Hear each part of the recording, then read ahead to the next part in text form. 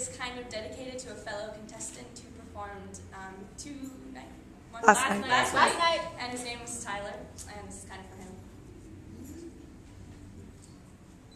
Broken glass kisses his manicured toes. They're all pink and scented, sugar and spice. He's everything nice. And Barbie's gotta run for her money when he's done up in baby blues and bows. He's sparkling like the supernovas that burst color into the piping of kaleidoscopes. And his girl likes to host tea parties behind closed closet doors and beneath flower power comforters. And the inch-long curls piled upon his head bounce in tune with the teeny bop pop that thumps from plastic speakers, drilling vocal hope into this prodigy. But then we watch as this whole facade fails him, watching as his timid, pale body accumulates frail goosebumps that envelop his porcelain, and he can feel her now.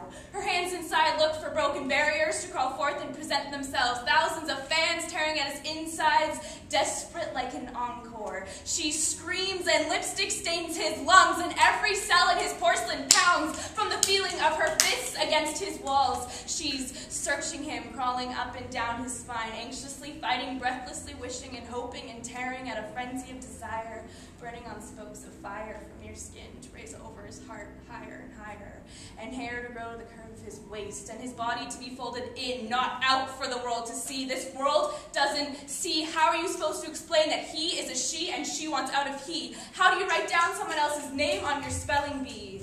John wants letters, one that can piece together the human he only desires to be. The woman inside of him still thumping away years of imprisonment. She wants free, and John feels guilty. And admirable men shun their sons, stamping them with faggot and praying them off to some angel to cure their inequity. Well, here's what I think. I don't care how much money your dead grandfather spent on the Bentley, what cul-de-sac you live in, believe in. We are all equal, born into opportunity and blessed with speech and sight, and argue what you want, but the facts prove the world spins with difference. It selects variety, and so we must accept him, John, her. This world is shared, not dictated. No one resides below me here, no one higher. It's equality, cohesion. Can't you see that John deserves no less?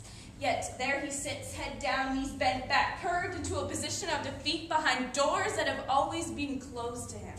She is silenced by dyed wood, hinged to a rotting frame. They're doors. Not lovers, not embarrassment, not marriage, not physical confinement, not sex, but doors.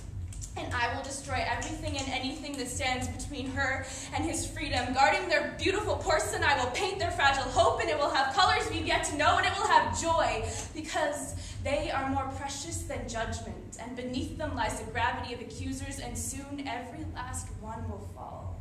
And finally I can watch John's girl run free.